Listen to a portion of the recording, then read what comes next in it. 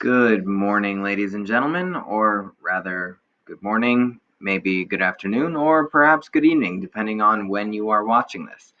Now, I'm quickly going to be reviewing the content that Mr. Logue went over yesterday, and then we're going to be jumping into some new explorers that hopped into the scene during the Age of Exploration. So let's go ahead and get started. All right, I hope you guys all remember this. I'm sure you've heard this story before.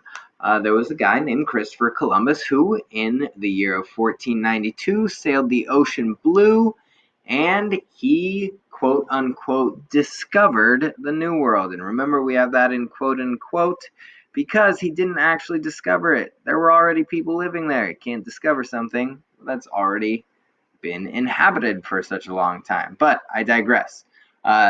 Columbus opening up or discovering, quote unquote, the New World opened up this huge realm of possibilities with European nations.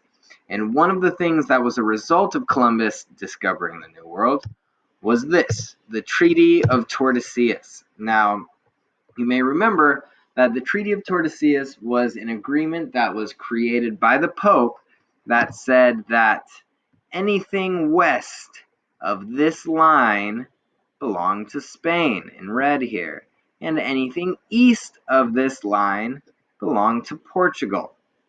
As you can imagine, many other nations did not agree with this, and we are going to see the repercussions of splitting the world between two countries today in this video podcast. So let's go ahead and jump into some new explorers. But before we do, everybody needs to go ahead and click on this globe here. You'll see where that takes you.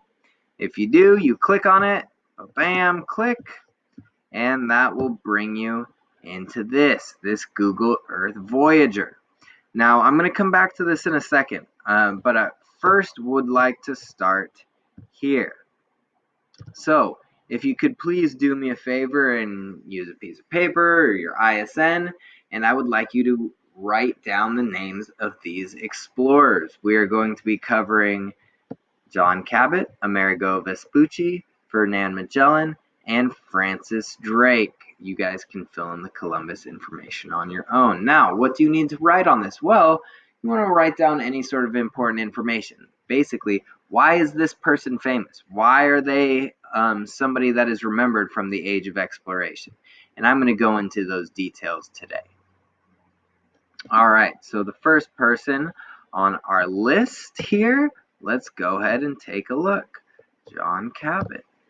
All right, and who was he? Well, John Cabot was actually a navigator who was another person who was thinking about another way that he could sail to the Indies from Europe. And he thought that if he sailed into the northern Atlantic, he could do it faster than Columbus did. Well, it turns out he was correct. He sailed all the way from Bristol, England, over to what we now call Newfoundland. And it actually, if you look at the name Newfoundland, it looks like Newfoundland, which is exactly what Cabot named it. It is now known as Newfoundland, Canada. And when he got there, he realized, I'm not sure if this is the Indies, but he did see something that he considered to be very valuable. He sailed into one of the largest, most abundant fisheries in the entire world. That means that there were codfish, fish that were literally just piles and piles of them in the water. He said the boat was literally cutting through these fish as he sailed in. There were so much fish in this water. So he actually brings this news back to England, and this starts the transatlantic trade from England to the New World, which eventually, little spoiler alert here for you, next year, which eventually kind of leads England into forming colonies in North America. And those colonies later become the United States of America. So, in some roundabout way, you can think Mr. Cabot here for finding Newfoundland, quote unquote, finding it. Now, talking about the origins of America, you have to talk about Amerigo Vespucci. Now, for most of his life, Amerigo Vespucci was just a merchant. He was a businessman. Met Christopher Columbus. And when he met Columbus, he was floored. He was flabbergasted. He was pretty much obsessed with these stories about Columbus sailing to the New World and all of the adventures he had. And he decided that he was going to become an explorer too. Even though he was over 40 years old, he decided that he was going to become an explorer just like Christopher Columbus. So what does he do? He sets sail. And where does he end up? He ends up in South America. He ends up in what would now be modern-day Brazil. And in fact, he finds what we call today Rio de Janeiro, which is the capital of Brazil. Now, Vespucci was more than just a businessman by this point. He was an incredibly good navigator, and he used his astronomy and geography skills to discern that there had to be this huge land mass in the way between Europe and Asia. And he used math and geography and all of these other calculations, and you can watch the video to find out more. I'm sorry, this video up here. You can watch that video to find out more. But he used these calculations to basically figure out how large the world was, how big the span of ocean was between or around the world. And he was almost right on the dot at about 25,000 miles. Now, another thing you may notice is that Amerigo's name sounds startlingly close to America.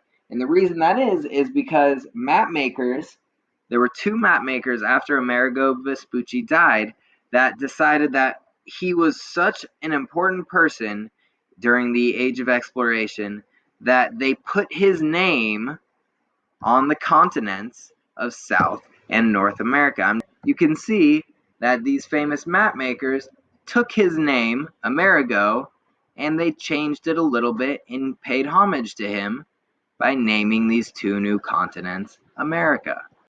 All right, moving on from Amerigo Vespucci, we have Ferdinand Magellan.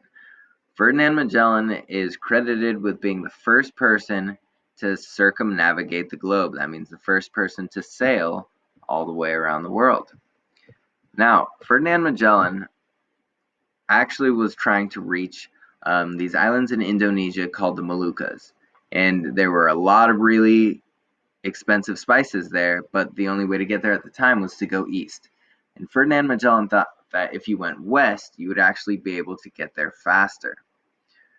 So when he finally is sponsored by Spain to make this journey, he thinks it's not going to take him that long to cross the Pacific Ocean. What he didn't know was that the Pacific Ocean is the largest ocean in the world, and it actually took his crew 3 years to complete the entire trip.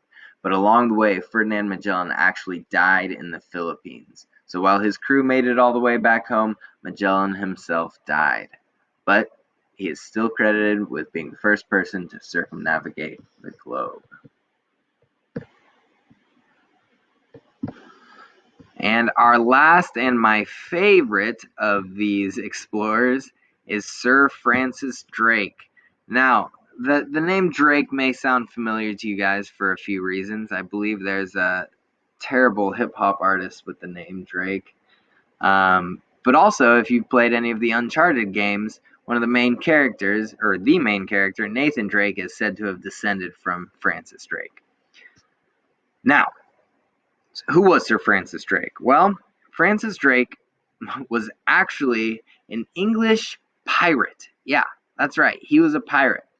And what a pirate is they're called a privateer. That's a fancy term for pirate. But what they do is they take over other ships on the ocean, take their goods, whether it's gold or silver or spices or whatever it is, they take their stuff, they leave them hanging. And sometimes there's fighting and killing involved as well. So Francis Drake was a pirate early on in his life. Then, as a pirate and slave trader, Francis Drake got into sea battles all the time. But one of the ones that he got into was with Spain. And as we know, Spain really was kind of the big dog here when it came to the age of exploration. They were doing it for longer than all of the other nations, and they had more explorers and they had more wealth to kind of go out and capture these new areas. Well, England wanted to get in on some of this action too. So Queen Elizabeth actually hired Drake to be basically her own personal pirate.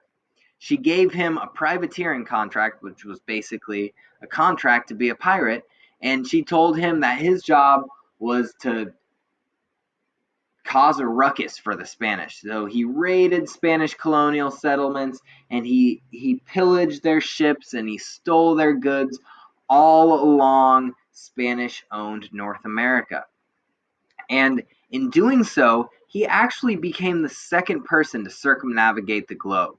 After sacking the city of San Francisco, yep, that city of San Francisco, he took off across the Pacific and headed back west, across the Pacific, I should say, west, back to Asia, in which he knew he could sail home. And when he got home, the Queen said, I still have another job for you. Spain had pretty much had enough of England meddling with them, especially of Drake and especially of Queen Elizabeth. So the King of Spain declares war on England. And now Queen Elizabeth called on Drake's help. She said, I need you to command my ships. I need you to go to war against Spain.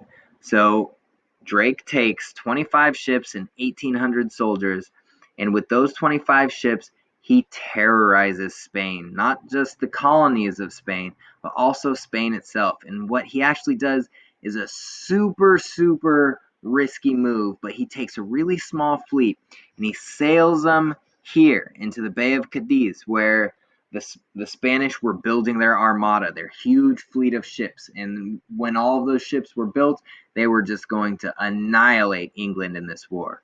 So before all of the ships could be built, Drake sails his little fleet into the Bay of Cadiz, and they destroy all of the ships and supplies that were going to be used for the armada. And this actually saves England because the Spanish aren't able to complete those ships, and it gives England a much longer time to build up their own navy. And their navy eventually defeats the Spanish Armada,